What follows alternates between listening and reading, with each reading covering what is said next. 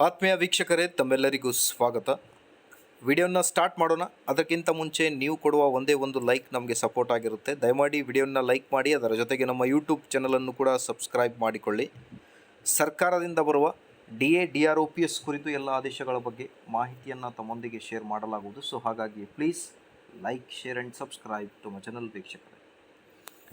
ರಾಜ್ಯದಲ್ಲಿ ಹಳೆ ಪಿಂಚಣಿ ಯೋಜನೆ OPS ಮತ್ತು ಅದರ ಜೊತೆಗೆ 2026 ವರ್ಷದ ಮೊದಲನೆಯ ತುಟ್ಟಿ ಭತ್ಯೆ, ಪಿಂಚಣಿದಾರರ ತುಟ್ಟಿ ಪರಿಹಾರದ ಕುರಿತು ಒಂದು ಲೇಟೆಸ್ಟ್ ಅಪ್ಡೇಟನ್ನು ತಮ್ಮೊಂದಿಗೆ ಶೇರ್ ಮಾಡ್ತಾ ಇದ್ದೀನಿ. ಸೊ ಹಾಗಾಗಿ ಡೀಟೇಲ್ ಆಗಿ ವಿಡಿಯೋನ ವೀಕ್ಷಿಸಿರಿ ವೀಕ್ಷಕರೇ.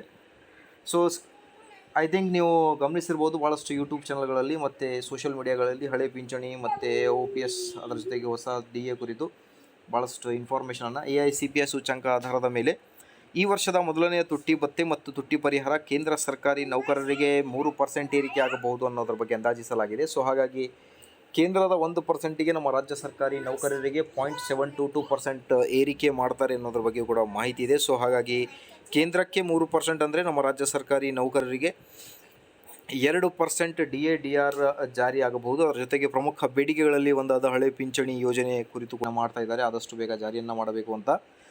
ಆದಷ್ಟು ಬೇಗ ಎಲ್ಲ OPS DA/DR ಜಾರಿಯಾಗಲಿ. ಮಾಹಿತಿ ಇಷ್ಟದಲ್ಲಿ please like, share and subscribe. Thank you friends.